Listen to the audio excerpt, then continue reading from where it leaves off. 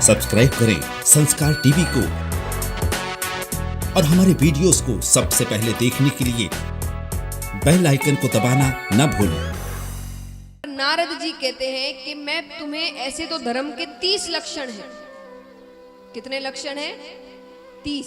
बहुत बड़ी कथा है, लेकिन मैं तुम्हें 5 लक्षण बताता हूं जो तुम रोजाना जिससे अगर करोगे तो तुम धर्म को बचा कर रख सकते हो। और अगर इन 5 को नहीं किया तो बाकी जो बड़े बड़े लक्षण हैं वो करके भी कोई फायदा नहीं, क्योंकि जो सबसे महत्वपूर्ण है, कहते ना बिल्डिंग बनाते हैं बड़ी, नींव ठीक नहीं होगी तो बिल्डिंग कितने समय तक खड़ी रहेगी।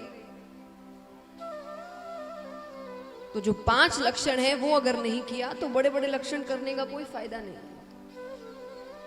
तो 5 लक्षण क्या है? पहला लक्षण सत्य। सत्य की राह कभी मत छोड़ो। राजा हरिश्चंद्र ने पत्नी का विक्रय करके भी सत्य की राह नहीं छोड़ी।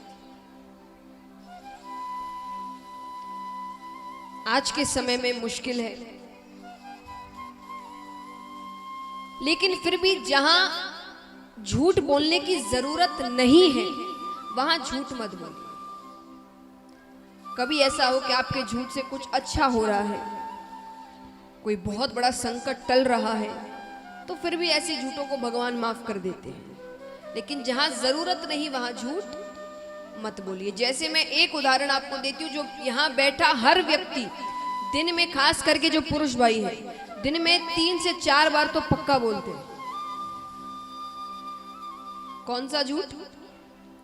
जब आपको किसी से मिलने जाना है, आपने एक समय बांधा है मिलने का, वो समय पार हो चुका, वो व्यक्ति वहां खड़ा आपका इंतजार कर रहा है, उसने आपको फोन किया, कहाँ हो? आप कहते हैं बस 5 मिनट रास्ते में हूं, और आप घर से निकले भी नहीं हैं।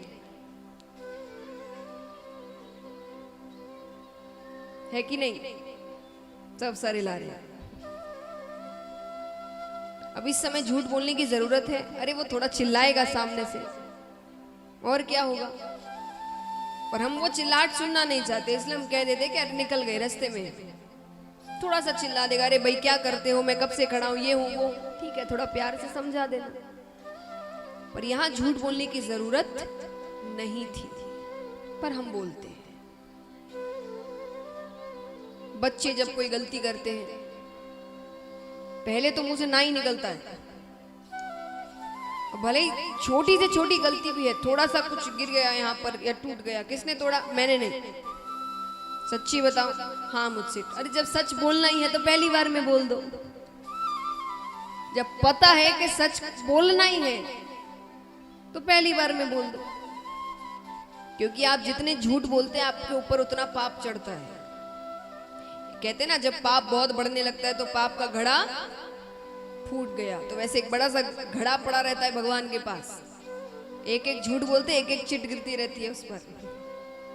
जब वो भर जाता है तो क्यों बोलना?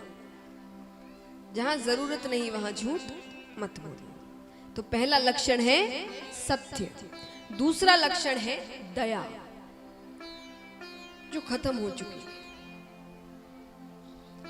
आज हमारे सामने सामने गलत काम होते हैं, कोई पीड़ा में है, कोई चिल्ला रहा है, कोई चीख रहा है, हम उसकी मदद नहीं करते।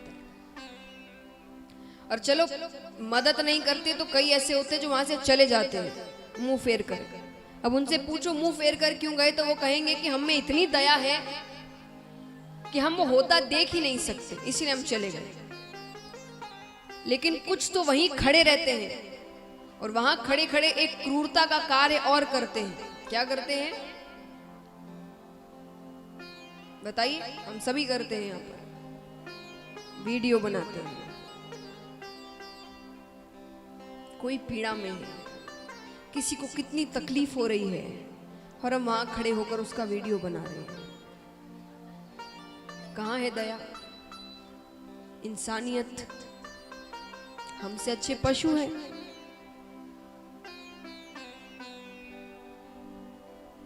एक पशु आजू बाजू और उसे ऐसा कुछ दिखे जहां कुछ, वो पशु पहले भागता है और हम खड़े होकर वीडियो बनाते हैं। इंसानियत से बड़ा कोई धर्म नहीं है। ये समझ लीजिए आप। अगर आप अच्छे इंसान नहीं हैं तो आप में कुछ भी अच्छा नहीं है, क्योंकि भगवान ने सबसे पहले आपको इंसान बनाकर ही भेजा है। बाकी सारी चीजें, धर्म, जाति, घर, परिवार, ये सब आते हैं। पहले आप एक इंसान हैं, और अगर आपने इंसानियत नहीं दिखाई अपनी, तो बाकी कितने ही आप बड़ी बड़ी धर्म की बातें कर लीजिए, वो कोई मायने नहीं रखता। और जिसमें दया नहीं, वो फिर कैसा इंसान है? मैं आपसे ये नहीं कहती कि आप अपनी जान को जोखिम में डालकर मदद करिए, नहीं, अपनी जान सबको प्यारी है, लेकिन जहां आपका सिर्फ एक आवाज उठाना, मान लीजिए आप सामने देख रहे हैं कुछ ऐसी हरकत हो रही है जो आपको पता है कि अगर आपने एक आवाज उठाई तो वो शांत हो जाएगा, वहां कुछ नहीं होगा। सिर्फ किसी बड़े या किसी बुजुर्ग या किसी अच्छे व्यक्ति की आवाज उठाने की देर है वहां। लेकिन हम क्या करते हैं? हमें क्या करना है? हमारे साथ थोड़ी हो रहा है। कहते ना, एक बहुत ही अच्छी बात है, स्वच्छता के ऊपर ही कहते, पर ये भी आप पर ही निर्भर होगा। जैसे मान लीजिए आप अपना घर बड़ा साफ रखते हैं, पर आजू बाजू गंदगी रखते हैं, तो वो गंदगी आपके घर तक तो पहुंचेगी।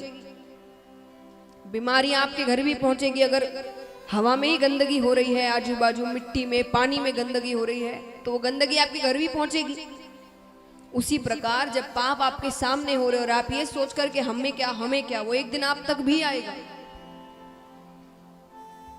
तो जहां आवाज उठा सकते हो, सिर्फ एक आवाज उठाने से गलत रुक सकता है, वहां अपनी आवाज उठा दो। भगवान ने इंसान बनाया है, इंसानों जैसा कुछ कार्य तो करे, ऊपर जाकर भगवान के सामने आंख मिलाने लायक तो रहे, वरना भगवान कहेंगे कि नीचे जाकर अपने लिए छोड़कर तुमने क्या किया? जीवन भर तो अपने लिए जिए, तू अपने लिए, अपने परिवार के लिए अपनी इच्छाएं पूरी की, बस इतना ही किया। तो ऐसे तो पशु भी करते हैं। मैंने क्यों तुम्हें इंसान बनाया? तो ऐसे कुछ कार्य अपने जीवन में करे कि ऊपर जाकर भगवान से आंख मिलाने लायक रहे हम, कि हाँ, हमने कुछ अच्छा काम किया है। तो दूसरा लक्षण है दया। तीसरा लक्षण है पवित्रता। घर को पवित्र रखें, मन को पवित्र रखें, शरीर पवित्र रखें। जितनी पवित्रता होगी जिस घर में, उस घर में लक्ष्मी आती है। जिस घर में गंदगी होती है वहां दरिद्रता आती है। इसलिए कहते हैं पवित्रता रखिए। चौथा लक्षण है तपश्चर्या। शरीर को तो चलिए पवित्र रख ही लेते, साफ सुथरा रख ही लेते, नए नए साबुन, शैम्पू इत्यादि आ गए हैं, जैसा चाहो वैसा साबुन, वैसा शैम्पू मिलता है। लेकिन शरीर जितना साफ है, मन उतना ही काला है, विचार उतने ही बुरे हैं, वाणी उतनी ही खराब है।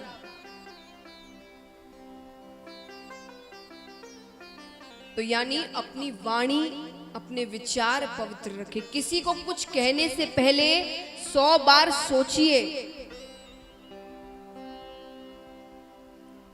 और मान लीजिए अगर आप ये कहते हैं कि हमारे पास इतना समय नहीं है कि हम बैठकर 100 बार सोचें, तो मत सोचना 100 बार। एक बार ये सोच लेना कि जो भी मैं कहने जा रहा हूं या जा रही हूं, वही बात अगर किसी और ने मुझसे कही तो मुझे कैसा लगे।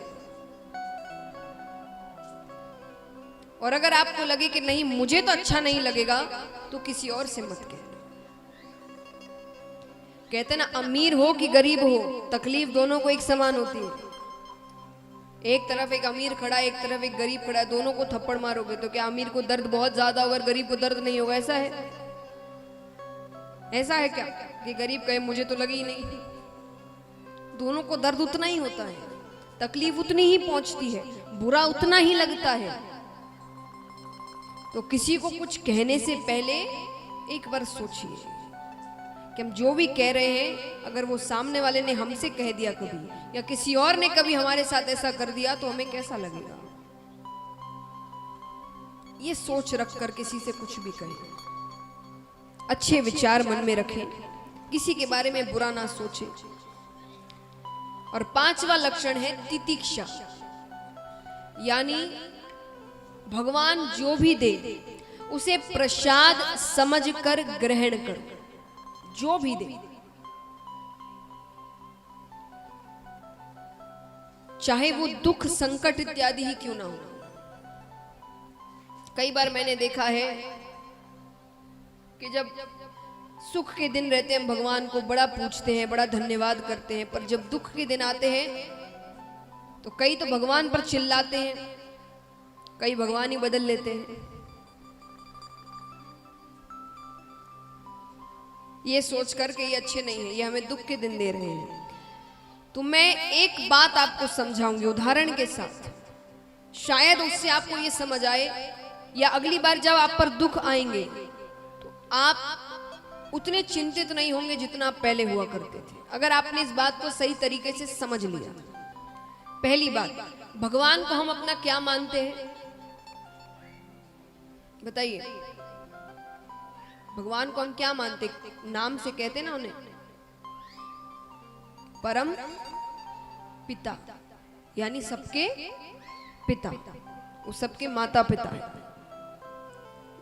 इसीलिए तो उनसे जाकर मांगते हैं, माता पिता से ही मांगते हैं। धरती पर एक माता पिता है जिनसे जाकर कुछ चाहिए तो मांगते हैं, ऊपर वो माता पिता है जिनसे जो भी चाहिए उनसे मांगा जाता है। तो पिता है हमारे। अब समझिए बात को, ध्यान से सुनिए।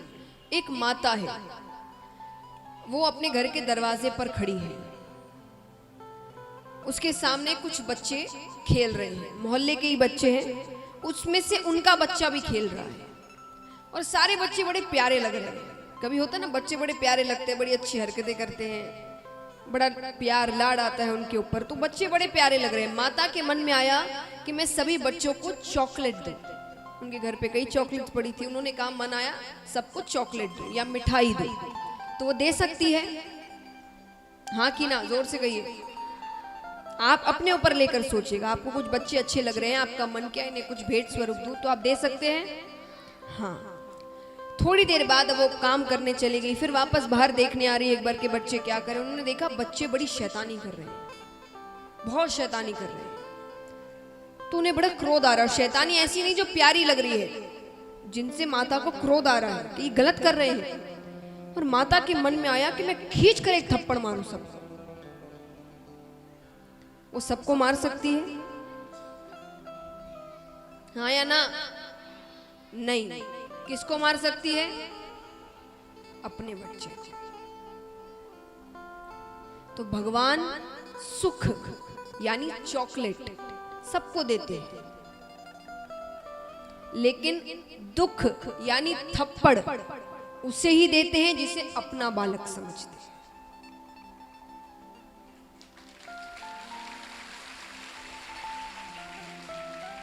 और अपना बालक यानी, अब आप कहोगे अपना बालक तो कभी भी तो माँ बाप ऐसे थोड़ी करते हैं कि जब मन चाहा घर पर आए बच्चे को थप्पड़ मार दिया। ऐसा करते हैं क्या? या घर बैठे बैठे बोर हो रहे हैं, कुछ करने को चाहिए, बच्चे को बुलाया और मार दिया? ऐसा करते हैं? कब मारते हैं? जब गलती करते हैं। तो दुख आए तो इसका मतलब ये नहीं कि भगवान को कुछ करने को नहीं था इसलिए आपको दुख दे दिया। मतलब आपने कुछ गलती की है, आपने कुछ गलत काम किए हैं, आपको उसकी ही सजा मिल रही है। तो अगली बार जब दुख आए तो भगवान पर चिल्लाने की बजाय, क्रोधित होने की बजाय उन्हें धन्यवाद करना कि आपने मुझे अपना बच्चा समझा और सोचने पर मजबूर किया कि मैंने कहां क्या गलती की थी जिसकी सजा मुझे आज मिल रही है। तब आप उसका सही प्रायश्चित करेंगे, अपनी सोच सही करेंगे। भगवान कभी किसी का बुरा नहीं चाहते। तो महाराज, पांचवा लक्षण है तितिक्षा, कि वो जो भी दे उसे प्रसाद समझकर ग्रहण करो।